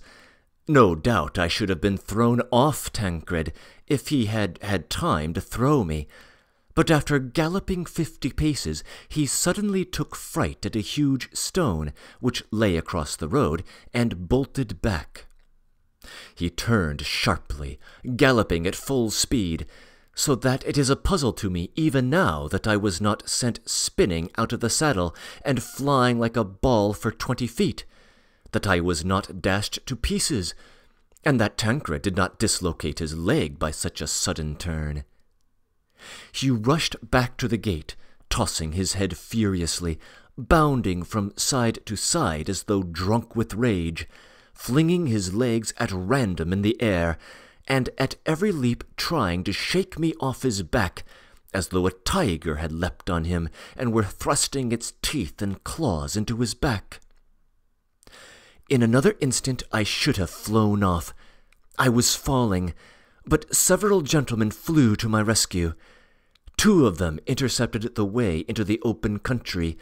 2 others galloped up, closing in upon Tancred, so that their horses' sides almost crushed my legs, and both of them caught him by the bridle. A few seconds later we were back at the steps. they lifted me down from the horse, pale and scarcely breathing. I was shaking like a blade of grass in the wind. It was the same with Tancred, who was standing, his hoofs, as it were, thrust into the earth, and his whole body thrown back, puffing his fiery breath from red and steaming nostrils, twitching and quivering all over, seeming overwhelmed with wounded pride and anger at a child's being so bold with impunity. All around me I heard cries of bewilderment, surprise, and alarm. At that moment my straying eyes caught those of Madame M., who looked pale and agitated, and I could never forget that moment. In one instant my face was flooded with color, glowed and burned like fire. I don't know what happened to me, but confused and frightened by my own feelings, I timidly dropped my eyes to the ground. But my glance was noticed. It was caught. It was stolen from me. All eyes turned on Madame M., and finding herself unawares the center of attention, she, too, flushed like a child from some naive and involuntary feeling, and made an unsuccessful effort to cover her confusion by laughing. All this, of course, was very absurd-looking from outside, but at that moment an extremely naive and unexpected circumstance saved me from being laughed at by everyone, and gave a special color to the whole adventure. The lovely persecutor, who was the instigator of the whole escapade, and who till then had been my irreconcilable foe, suddenly rushed up to embrace and kiss me. She had hardly been able to believe her eyes when she saw me dare to accept her challenge, and pick up the gauntlet she had flung at me by glancing at Madame M. She had almost died of terror and self-reproach when I had flown off on Tancred. Now, when it was all over, and particularly when she caught the glance at Madame M., my confusion and my sudden flush of color, when the romantic strain in her frivolous little head had given a new, secret, unspoken significance to the moment, she was moved to such enthusiasm over my knightliness that, touched, joyful, and proud of me, she rushed up and pressed me to her bosom. She lifted the most naive, stern-looking little face, on which there quivered and gleamed 2 little crystal tears, and gazing at the crowd that thronged about her, said in a grave, earnest voice, such as they had never heard her use before, pointing to me, "Mais c'est très sérieux, monsieur. Ne riez pas." She did not notice that all were standing, as though fascinated, admiring her bright enthusiasm. Her swift, unexpected action, her earnest little face, the simple-hearted naivete, the unexpected feeling betrayed by the tears that welled in her invariably laughter-loving eyes, were such a surprise that everyone stood before her as though electrified by her expression, her rapid, fiery words and gestures. It seemed as though no one could take his eyes off her for fear of missing that rare moment in her enthusiastic face. Even our host flushed crimson as a tulip, and people declared that they heard him confess afterwards that, to his shame, he had been in love for a whole minute with his charming guest. Well, of course, after this I was a knight, a hero. "Delorge! Toggenburg!" was heard in the crowd. There was a sound of applause. "Hurrah for the rising generation!" added the host. "But he is coming with us. He certainly must come with us," said the beauty. "We will find him a place. We must find him a place. He shall sit beside me, on my knee. But no, that's a mistake," she corrected herself, laughing, unable to restrain her mirth at our first encounter. But as she left, she stroked my hand tenderly, doing all she could to soften me, that I might not be offended. Of course, several voices chimed in. He must go. He has won his place. The matter was settled in a trice. The same old maid who had brought about my acquaintance with the blonde beauty was at once besieged with entreaties from all the younger people to remain at home and let me have her seat. She was forced to consent to her intense vexation, with a smile and a stealthy hiss of anger. Her protectress, who was her usual refuge, my former foe and new friend, called to her as she galloped off on her spirited horse, laughing like a child, that she envied her and would have been glad to stay at home herself, for it was just going to rain and we should all get soaked. And she was right in predicting rain. A regular downpour came on within an hour, and the expedition was done for. We had to take shelter for some hours in the huts of the village, and had to return home between 9 and 10 in the evening in the damp mist that followed the rain. I began to be a little feverish. At the minute when I was starting, Madame M. came up to me and expressed surprise that my neck was uncovered and that I had nothing on over my jacket. I answered that I had not had time to get my coat.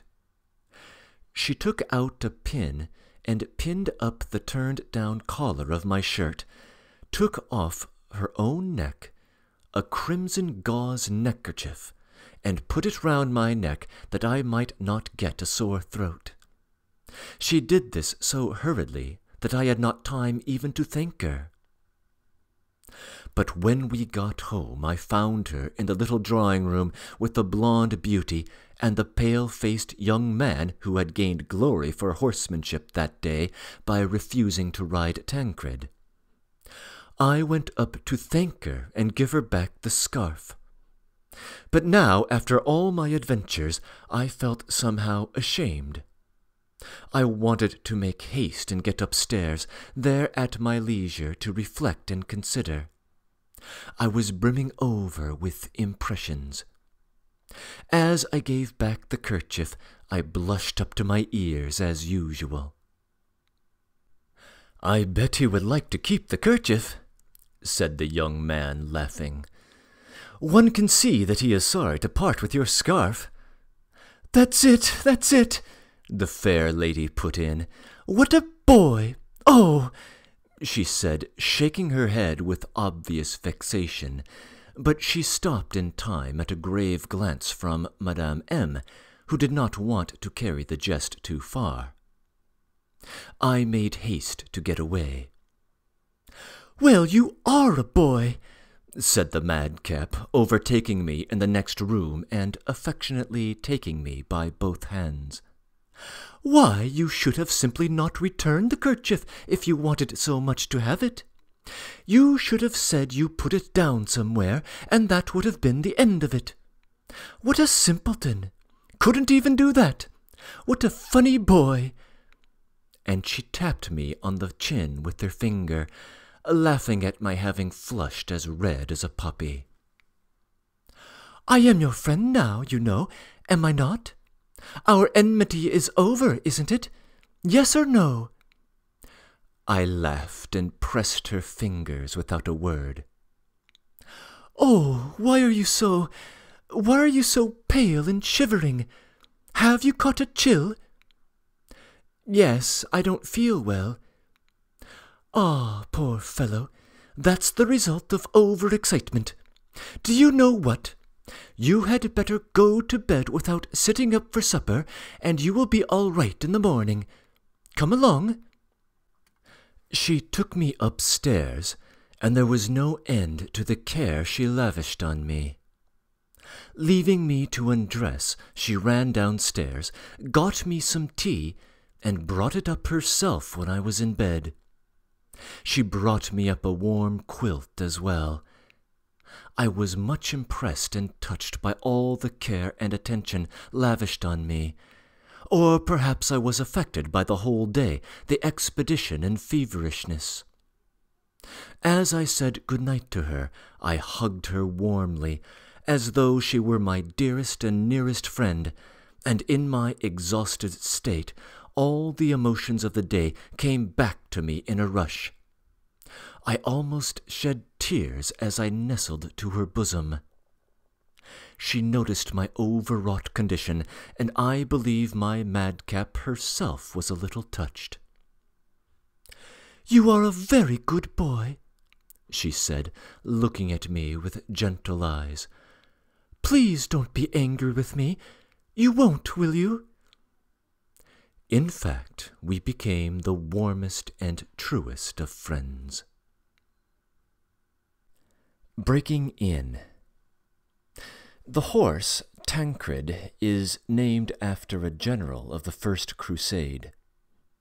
When his owner claims that only an Ilya Muromets could ride him, he was referring to a Russian folk hero who was renowned for his martial exploits and nobility of character. When the crowd cheers on our protagonist with the names Delorge and Toggenburg, they are referring to two knights who appear in ballads written by Friedrich Schiller in the late 18th century. In each case, the knight displays heroism in response to a woman he loves. The more apt reference of the two is Delorge, who, in response to a challenge from his proclaimed lover, retrieves her lost glove from an arena haunted by a ravenous lion. It might seem surprising that a randomly assembled group of Russian aristocrats should happen to have Schiller's poetry on the brain, but it is not at all surprising that Dostoevsky should have. He was a great admirer of Schiller in his youth. End of comments. It was rather early when I woke up, but the sun was already flooding the whole room with brilliant light. I jumped out of bed feeling perfectly well and strong, as though I had had no fever the day before. Indeed, I felt now unutterably joyful. I recalled the previous day, and felt that I would have given any happiness if I could at that minute have embraced my new friend, the fair-haired beauty, again, as I had the night before. But it was very early, and everyone was still asleep. Hurriedly dressing, I went out into the garden, and from there into the copse. I made my way where the leaves were thickest, where the fragrance of the trees was more resinous, and where the sun peeped in most gaily, rejoicing that it could penetrate the dense darkness of the foliage. It was a lovely morning. Going on further and further, before I was aware of it, I had reached the further end of the copse, and came out on the river Moskva. It flowed at the bottom of the hill 200 paces below. On the opposite bank of the river they were mowing. I watched whole rows of sharp scythes gleam all together in the sunlight at every swing of the mower, and then vanish again like little fiery snakes going into hiding. I watched the cut grass flying on one side in dense, rich swaths and being laid in long, straight lines. I don't know how long I spent in contemplation. At last I was roused from my reverie by hearing a horse snorting, and impatiently pawing the ground 20 paces from me, in the track which ran from the high road to the manor house. I don't know whether I heard this horse as soon as the rider rode up and stopped there, or whether the sound had long been in my ears without rousing me from my dreaming. Moved by curiosity, I went into the copse, and before I had gone many steps, I caught the sound of voices speaking rapidly, though in subdued tones. I went up closer, carefully parting the branches of the bushes that edged the path, and at once sprang back in amazement. I caught a glimpse of a familiar white dress, and a soft feminine voice resounded like music in my heart. It was Madame M. She was standing beside a man on horseback who, stooping down from the saddle, was hurriedly talking to her, and to my amazement I recognized him as N., the young man who had gone away the morning before, and over whose departure Monsieur M. had been so busy. But people had said at the time that he was going far away to somewhere in the south of Russia, and so I was very much surprised at seeing him with us again so early, and alone with Madame M. She was moved and agitated as I had never seen her before, and tears were glistening on her cheeks. The young man was holding her hand and stooping down to kiss it. I had come upon them at the moment of parting. They seemed to be in haste. At last he took out of his pocket a sealed envelope and gave it to Madame M., put one arm round her, still not dismounting, and gave her a long, fervent kiss. A minute later he lashed his horse and flew past me like an arrow. Madame M. looked after him for some moments, then pensively and disconsolately turned homewards.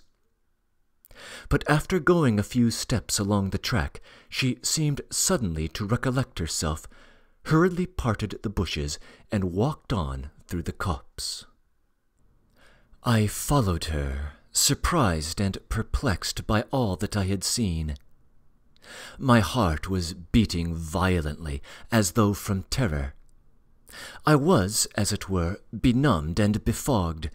My ideas were shattered and turned upside down, but I remember I was, for some reason, very sad. I got glimpses from time to time through the green foliage of her white dress before me. I followed her mechanically, never losing sight of her, though I trembled at the thought that she might notice me. At last she came out on the little path that led to the house. After waiting half a minute, I, too, emerged from the bushes. But what was my amazement when I saw lying on the red sand of the path a sealed packet, which I recognized from the first glance as the one that had been given to Madame M. 10 minutes before. I picked it up.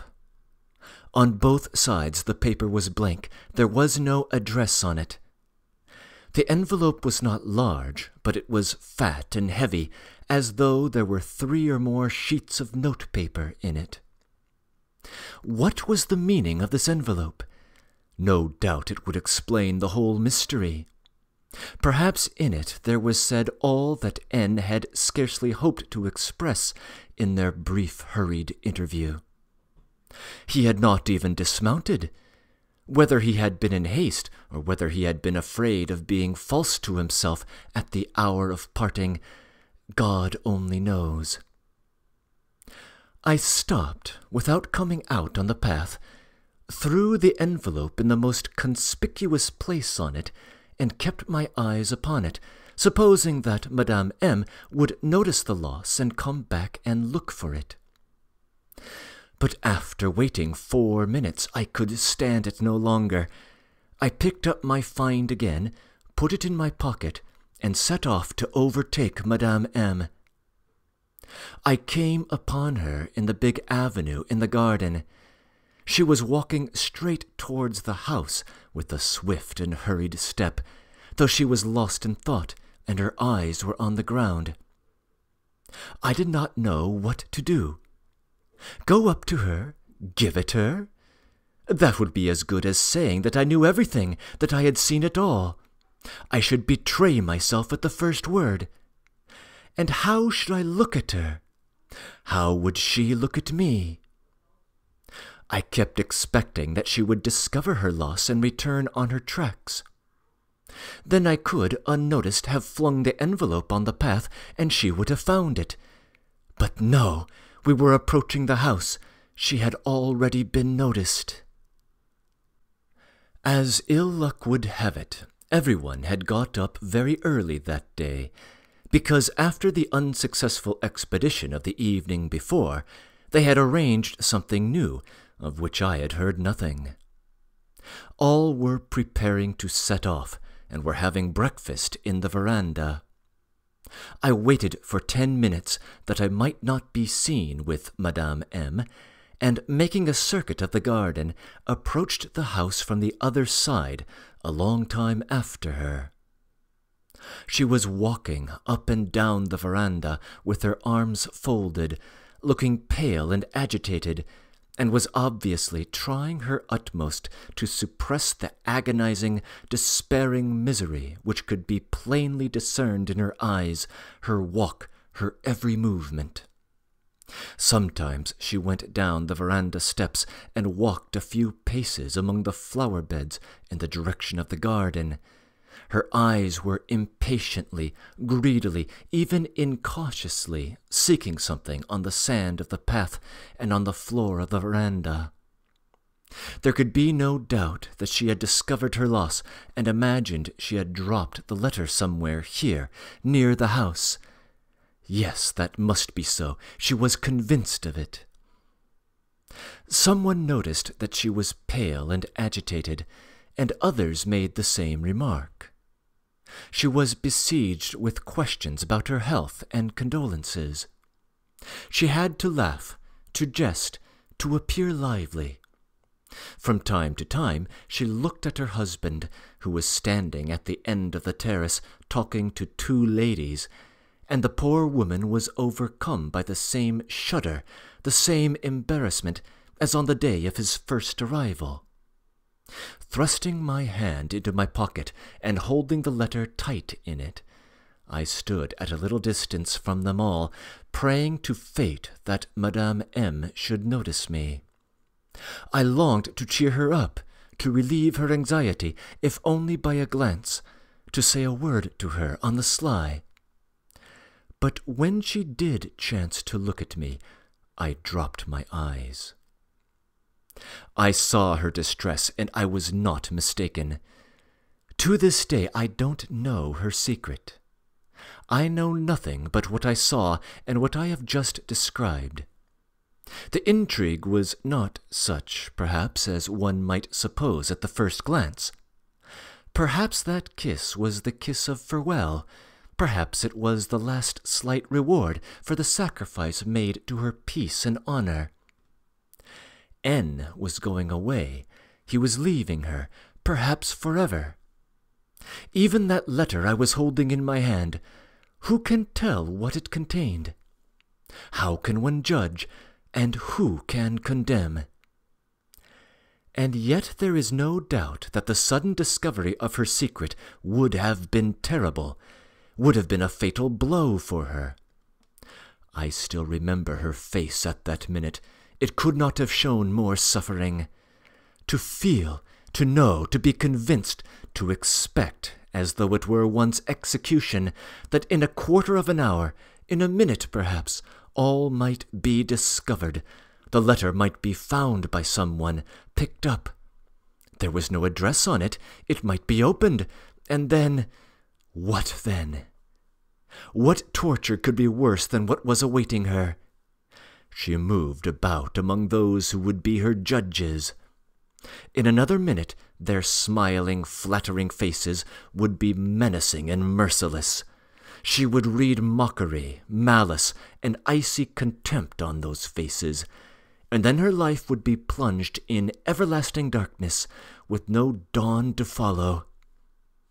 Yes, I did not understand it then as I understand it now. I could only have vague suspicions and misgivings, and a heartache at the thought of her danger, which I could not fully understand. But whatever lay hidden in her secret, much was expiated, if expiation were needed, by those moments of anguish of which I was witness, and which I shall never forget. But then came a cheerful summons to set off. Immediately everyone was bustling about gaily. Laughter and lively chatter were heard on all sides. Within 2 minutes the veranda was deserted. Madame M. declined to join the party, acknowledging at last that she was not well. But, thank God, all the others set off. Everyone was in haste, and there was no time to worry her with commiseration, inquiries, and advice. A few remained at home. Her husband said a few words to her. She answered that she would be all right directly, that he need not be uneasy, that there was no occasion for her to lie down, that she would go into the garden, alone, with me. Here she glanced at me. Nothing could be more fortunate. I flushed with pleasure, with delight. A minute later we were on the way.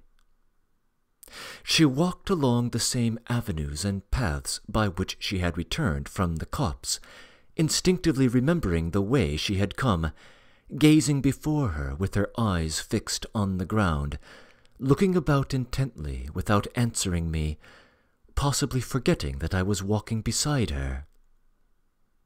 But when we had already reached the place where I had picked up the letter and the path ended, Madame M. suddenly stopped, and in a voice faint and weak with misery, said that she felt worse and that she would go home.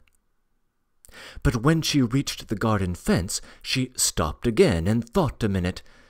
A smile of despair came on her lips, and utterly worn out and exhausted, resigned, and making up her mind to the worst, she turned without a word and retraced her steps, even forgetting to tell me of her intention. My heart was torn with sympathy, and I did not know what to do. We went, or rather I led her, to the place from which an hour before I had heard the tramp of a horse and their conversation. Here, close to a shady elm tree, was a seat hewn out of one huge stone, about which grew ivy, wild jasmine, and dog rose. The whole wood was dotted with little bridges, arbours, grottos, and similar surprises. Madame M. sat down on the bench and glanced unconsciously at the marvellous view that lay open before us. A minute later she opened her book and fixed her eyes upon it without reading, without turning the pages, almost unconscious of what she was doing. It was about 9:30. The sun was already high and was floating gloriously in the deep, dark blue sky, as though melting away in its own light. The mowers were by now far away. They were scarcely visible from our side of the river. Endless ridges of mown grass crept after them in unbroken succession, and from time to time the faintly stirring breeze wafted their fragrance to us. The never-ceasing concert of those who sow not, neither do they reap, and are free as the air they cleave with their sportive wings, was all about us. It seemed as though at that moment every flower, every blade of grass, was exhaling the aroma of sacrifice, was saying to its Creator, "Father, I am blessed and happy." I glanced at the poor woman, who alone was like one dead amidst all this joyous life. 2 big tears hung motionless on her lashes, wrung from her heart by bitter grief. It was in my power to relieve and console this poor fainting heart, only I did not know how to approach the subject, how to take the first step. I was in agonies. 100 times I was on the point of going up to her, but every time my face glowed like fire. Suddenly a bright idea dawned upon me. I had found a way of doing it. I revived. "Would you like me to pick you a nosegay?" I said in such a joyful voice that Madame M. immediately raised her head and looked at me intently. "Yes, do," she said at last in a weak voice, with a faint smile, at once dropping her eyes on the book again. "Or soon they will be mowing the grass here, and there will be no flowers," I cried, eagerly setting to work. I had soon picked my nosegay, a poor, simple one. I should have been ashamed to take it indoors, but how light my heart was as I picked the flowers and tied them up. The dog rose and the wild jasmine I picked closer to the seat. I knew that not far off there was a field of rye, not yet ripe. I ran there for cornflowers.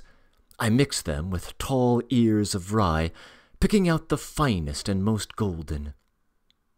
Close by I came upon a perfect nest of forget-me-nots, and my nosegay was almost complete. Farther away in the meadow there were dark blue campanulas and wild pinks, and I ran down to the very edge of the river to get yellow water lilies. At last, making my way back, and going for an instant into the wood to get some bright green fan-shaped leaves of the maple to put round the nosegay, I happened to come across a whole family of pansies, close to which, luckily for me, the fragrant scent of violets betrayed the little flower hiding in the thick, lush grass, and still glistening with drops of dew. The nosegay was complete. I bound it round with fine long grass, which twisted into a rope, and I carefully lay the letter in the centre, hiding it with the flowers, but in such a way that it could be very easily noticed if the slightest attention were bestowed upon my nosegay. I carried it to Madame M. On the way, it seemed to me that the letter was lying too much in view. I hid it a little more. As I got nearer, I thrust it still further in the flowers, and finally, when I was on the spot, I suddenly poked it so deeply into the center of the nosegay that it could not be noticed at all from outside. My cheeks were positively flaming. I wanted to hide my face in my hands and run away at once, but she glanced at my flowers as though she had completely forgotten that I had gathered them. Mechanically, almost without looking, she held out her hand and took my present, but at once laid it on the seat as though I had handed it to her for that purpose, and dropped her eyes to her book again, seeming lost in thought. I was ready to cry at this mischance. If only my nosegay were close to her, I thought. If only she had not forgotten it. I lay down on the grass not far off, put my right arm under my head, and closed my eyes as though I were overcome by drowsiness. But I waited, keeping my eyes fixed on her. 10 minutes passed. It seemed to me that she was getting paler and paler. Fortunately, a blessed chance came to my aid. This was a big golden bee, brought by a kindly breeze, luckily for me. It first buzzed over my head, and then flew up to Madame M. She waved it off once or twice, but the bee grew more and more persistent. At last Madame M. snatched up my nosegay and waved it before my face. At that instant the letter dropped out from among the flowers and fell straight upon the open book. I started. For some time Madame M., mute with amazement, stared first at the letter and then at the flowers which she was holding in her hands, and she seemed unable to believe her eyes. All at once she flushed, started, and glanced at me. But I caught her movement, and I shut my eyes tight, pretending to be asleep. Nothing would have induced me to look her straight in the face at that moment. My heart was throbbing and leaping like a bird in the grasp of some village boy. I don't remember how long I lay with my eyes shut, 2 or 3 minutes. At last I ventured to open them. Madame M. was greedily reading the letter, and from her glowing cheeks, her sparkling, tearful eyes, her bright face, every feature of which was quivering with joyful emotion, I guessed that there was happiness in the letter, and all her misery was dispersed like smoke. An agonizing, sweet feeling gnawed at my heart. It was hard for me to go on pretending. I shall never forget that minute. Suddenly, a long way off, we heard voices. "Madame M! Nathalie! Nathalie!" Madame M. did not answer, but she got up quickly from the seat, came up to me, and bent over me. I felt that she was looking straight into my face. My eyelashes quivered, but I controlled myself and did not open my eyes. I tried to breathe more evenly and quietly, but my heart smothered me with its violent throbbing. Her burning breath scorched my cheeks. She bent close down to my face as though trying to make sure. At last a kiss and tears fell on my hand, the one which was lying on my breast. "Nathalie! Nathalie! Where are you?"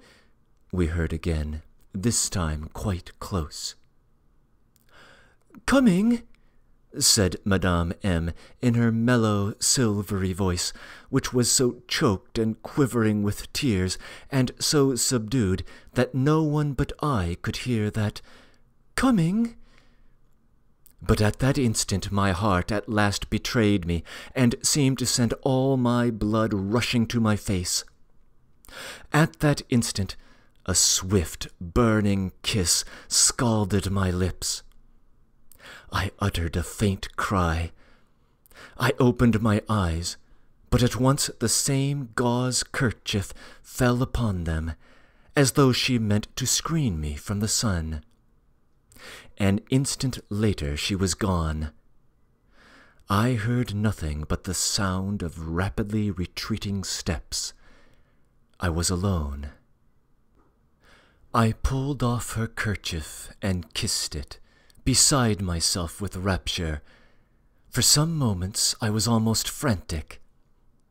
Hardly able to breathe, leaning on my elbow on the grass, I stared unconsciously before me at the surrounding slopes streaked with cornfields, at the river that flowed twisting and winding far away, as far as the eye could see, between fresh hills and villages that gleamed like dots all over the sunlit distance, at the dark blue, hardly visible forests, which seemed as though smoking at the edge of the burning sky, and a sweet stillness, inspired by the triumphant peacefulness of the picture, gradually brought calm to my troubled heart.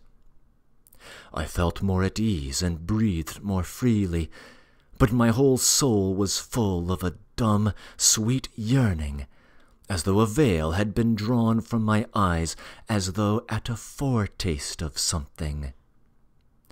My frightened heart, faintly quivering with expectation, was groping timidly and joyfully towards some conjecture.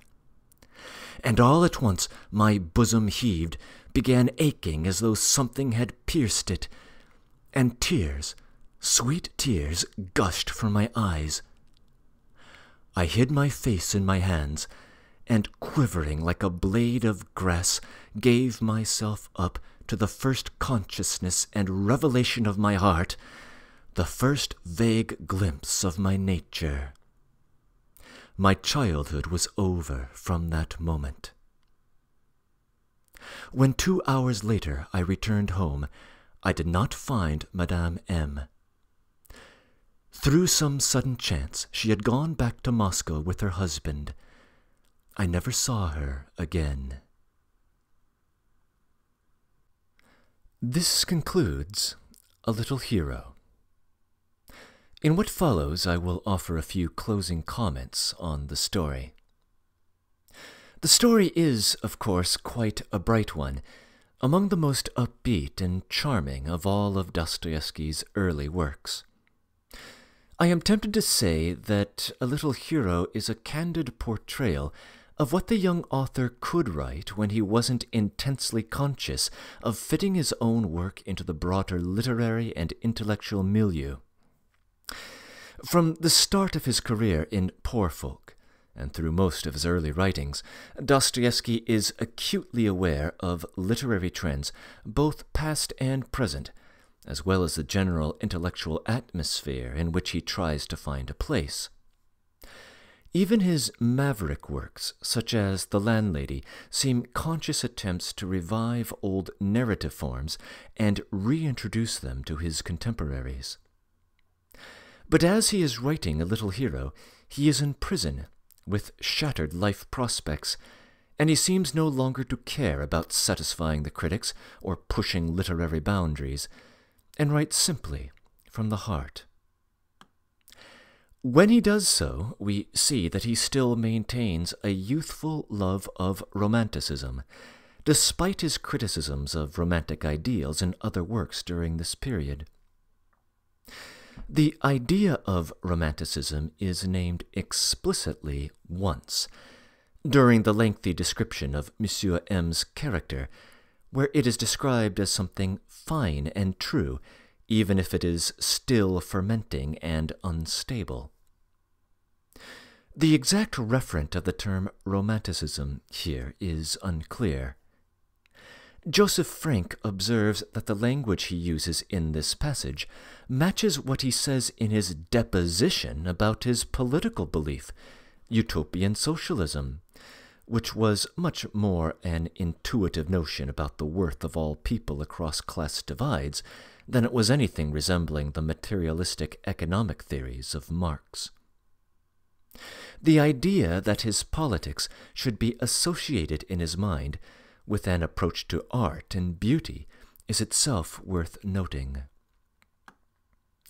The more obvious presence of romanticism, however, is embedded in the story itself, in the bright tone, the rich atmosphere, the knightly behavior which recalls Schiller, all culminating in the encomium to nature and the unspoken, perhaps ineffable, idea that our protagonist discovers in the final pages.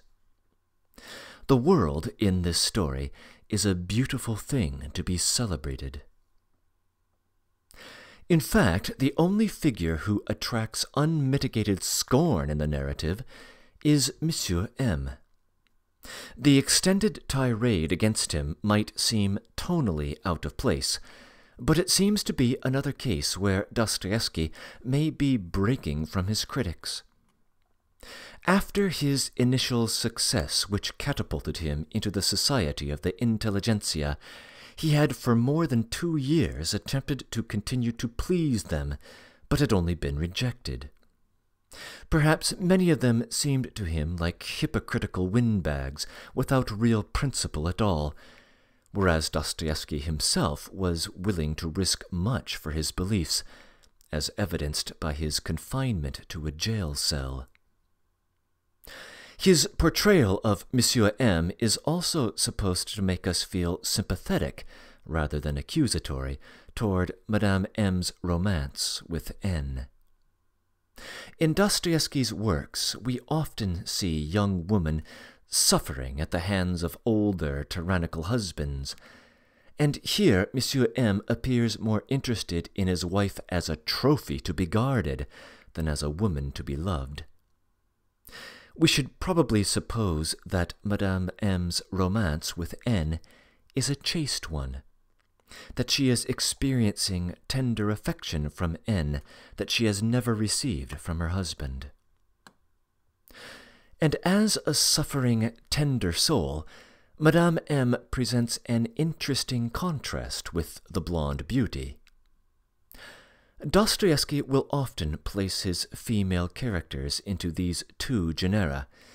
the meek, saintly sufferers, and the proud, untamed hell-raisers. The blonde beauty is among the first clear examples of the latter category in the Dostoevsky corpus. We'll see further examples later, with Nastasia Philippovna from The Idiot being perhaps the most striking of them.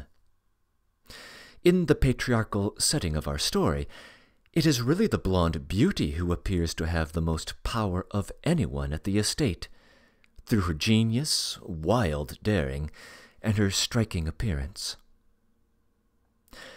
But our young hero doesn't fall for the blonde beauty, despite his fascination with her shoulders, and later his interest in nestling up to her bosom. It is the suffering Madame M. by whom he is enchanted. By 1849, Dostoevsky's readers had already encountered multiple instances of this female character type, and they only keep coming later on, with Sonia Marmeladov from Crime and Punishment being just one salient example. Her most acute suffering comes in the final pages of the story, with a riveting description of her anticipating something very like an execution. Should someone else find that letter, her integrity would be irreparably ruined. There is some irony that Dostoevsky himself was destined to undergo an even worse experience on a Petersburg scaffold shortly after writing this passage. Even at the time of writing, however, he had already gone through something like this mental anguish. Later on, he would confess that it was agony working with the revolutionary Speshnev circle, knowing that he could be arrested at any moment. If he hadn't been arrested, he notes, he would have gone mad through constant anxiety. Of course, our young hero prevents disaster by both intervening to pick up the letter and by finding a tactful way of returning it to save face. It is a self-sacrificial act. He is preserving Madame M's romance with another man, and self-sacrifice will prove to be a defining feature of love for Dostoevsky. This is the first time Dostoevsky attempts to get into the mind of a boy in detail, and he shows a great deal of skill at it, as we encounter the hero's desire to be accepted as more than a child, his first innocent infatuation, his outrage at the way both of these secret longings are cruelly exploited by the blonde beauty, and his maturation as he discovers the subtleties of the adult world. Dostoevsky proved to be a great lover of children throughout his life, and this story is evidence of how well he understood them. And so we have reached the end of this Let's Read, and, in fact, the end of a period of Dostoevsky's development as a writer. It has now been right about a year since I started this channel, and during this time we have read through the entire arc of Dostoevsky's early career. It would be 10 years before he would publish anything new, a pair of short comedic novels designed to break back into the literary world after his long exile in Siberia. His great works were still ahead of him, not to emerge until the 1860s. As this is a natural stopping point, I might take a brief recess from this channel to work on other projects. But next time out, I expect to tackle Uncle's Dream, a little comedic novella of 1859. Per usual, if you think these remarks are inaccurate or incomplete, I welcome you to improve upon them in the comments section below. I thank you for listening, and I hope you enjoyed the experience.